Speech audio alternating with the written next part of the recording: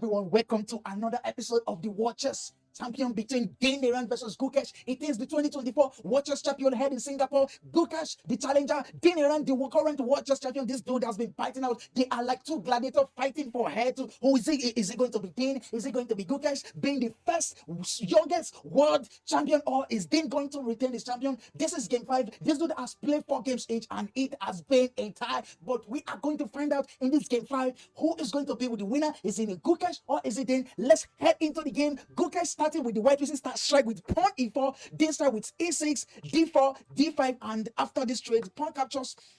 Gukesh strike with knight f3, knight f6 by Dane, bishop d3, c5 by Gukesh by Dane, striking in the center. He wants to open up the center. Is ready to fight. Dane is ready to fight. He played the defense in the first one, and he was able to defeat Gukesh. Will he be able to do it again? We are about to find his strike with c5. c3 was also played by Gukesh. c4. Sending the bishop back. Now the bishop, he has to pack. He needs to send the bishop back. Bishop slide to c2. Bishop d6. Queen e2 check, and Dane is ready. He wants to trade off the queen because he strike with queen e7. Queen captures. King capture, not even bishop. The king is very active. Dane around king is in the center of the board, and it's fine. It's literally fine. There's nothing anybody can do to Dane bishop, to Dane kings. And what did Gukesh play in this position? Gukesh in this position, I think he castled up the king. He castled the king. Is ready to fight. He's ready to bring this king rook to the open fight. Ready to do some damages to Dane around kings. But after a rook, Dane around just strike his rook to e8. Rook e1 check. King slide to f8. Rook captures. King again captures. Dane around king is ready to fight. It's not going back. It's not going backward to like sit there and do nothing. It's ready to fight. Bishop g5. The bishop is out, putting pressure on the knight. If Dane allow this trade, he's going to have a double pawn. Is he going to allow that?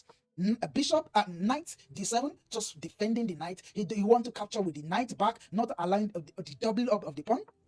Knight d2, h6 by Dane, striking on the bishop. The bishop now needs to decide if it's going to trade or if it's going to go back. Bishop go back to h4, knight h8, knight h5, sorry, knight h5. I mean, the knight got this square because he got anchored by the bishop. And rook e1 check, king slide to f8, pawn g4.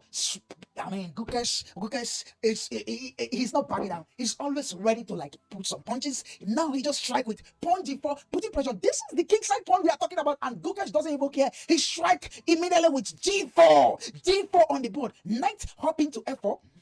Bishop g3, putting pressure on Dane knight right now. And what is the follow-up? Knight back to b6.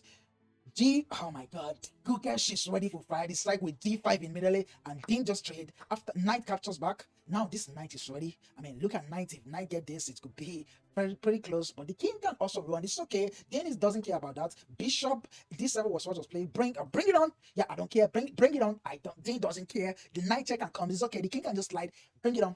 Good. Dane is ready to fight. He's in this game. Knight back to f3. Rook h8. Dane want to trade off the roads. Rook, does he trade? Knight f5. Knight f5 now putting pressure on Dane bishop. I mean, Dane is just going, definitely is going to capture. Bishop capture, pawn capture. Gukesh has a pass pawn. I mean, the board says this is probably wrong. This is not wrong. What Gukesh should have done is trade with this and allow this trade. Only then can he play. Maybe this. But Gukesh is ready to fight.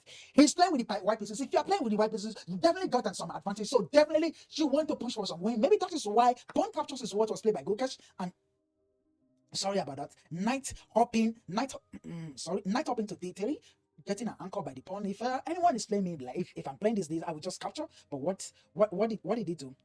Gukesh strike with bishop capture, pawn capture, and pawn strike. Gukesh lash out with his pawn again. Is lashing out. Is ready. Is them ready to fight. He doesn't care. Pawn f3. Knight hopping. Yeah, Dane is ready to trade more pieces, and after this capture, pawn capture, there is a pass pawn for Dane. Dane pawn has already make it to d3 square. He's 2 square away from making his queen. Will he be able to push? If Dane is able to push this pawn forward, it's just going to be an easy win for Dane. But let's see, Gukesh is ready to fight. He's not backing out. He's strike with rook e4. Just putting pressure on this one. Bishop. What? Bishop c. What? Bishop c6. Bishop c6 just saying if you take against this pawn, I thought it's just going to defend somehow. But no. He doesn't defend. After rook here, I mean, Yeah, rook here. I thought maybe there's pawn push and strike defending this pawn. We don't no need to go. I mean, the rook here just putting the rook behind the pass pawn of Dean. Rook, bishop capture, king slide, bishop back, rook take, rook here, and it just trade up everything. Gukesh has a pass pawn. If this pawn is able to queen, it's just going to be easy. Bishop here putting pressure on this pawn, and from here it is a simple move because they both bring the king to the center. King back to d3, pawn g6, king c3. Pawn a6, and from here they just shuffle back and forth, and the game end in a draw. It is a draw. Game 5 end in a draw between Dean Iran and Gukesh. Game 5 end in a draw. What a game. What a game it is. Game 5 end in a draw. Let's see the other round how it's going to be. See you. Bye.